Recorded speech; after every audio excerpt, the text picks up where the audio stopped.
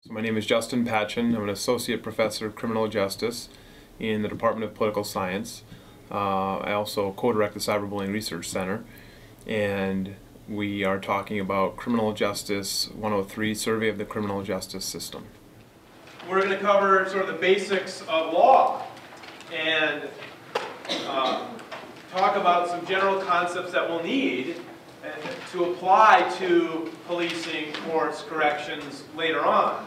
So in Criminal Justice 103, we basically take a broad view of the American criminal justice system, talking about policing, courts, correctional institutions, the juvenile justice system, so that upon completion of that course, the student will have a good all-around view of how the system works, the different laws that affect them, but then also, how offenders are processed through the system. The exclusionary rule. The exclusionary rule basically states that if an officer fails to follow proper procedures, if they don't have a warrant, or if they don't have probable cause, whatever evidence they found or seized or saw can be excluded, must be excluded from trial. Okay?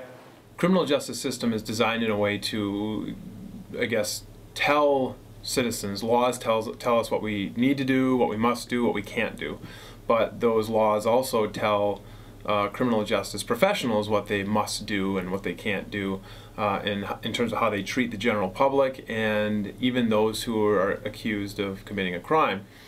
The criminal justice system is a reflection of the public, and we elect officials who designate funding to criminal justice agencies and appoint sort of the leaders of police departments and prisons, and a very significant proportion of our tax money is going to fund these agencies, and so we need to understand the system so that if we have concerns about what's being done, we can work to get those concerns addressed.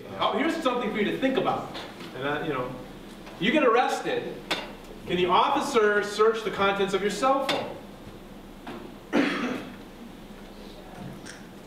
Raise your hand if you think yes.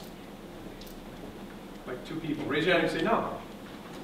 The rest of you are still trying to shake off, still waking up from last night, Thirsty Monday or whatever it was last night. That's why I think this course is so important, because even if you've never been a victim and even if you never commit crime, it's important to know the rules and the laws. And it's also useful because if you're even just watching a crime show, you can get a general sense of whether or not the show is being depicted accurately and honestly, or if what you're seeing is just a dramatization of how it actually plays out. Do you have a reasonable expectation of privacy in your house?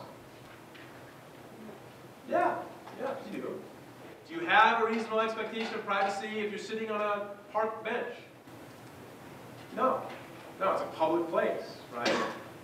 So your expectation of privacy is lower. Simply being ignorant of the law and not understanding how processes work is just a problem if you want to be an engaged citizen today in society. So, got to have that basic knowledge.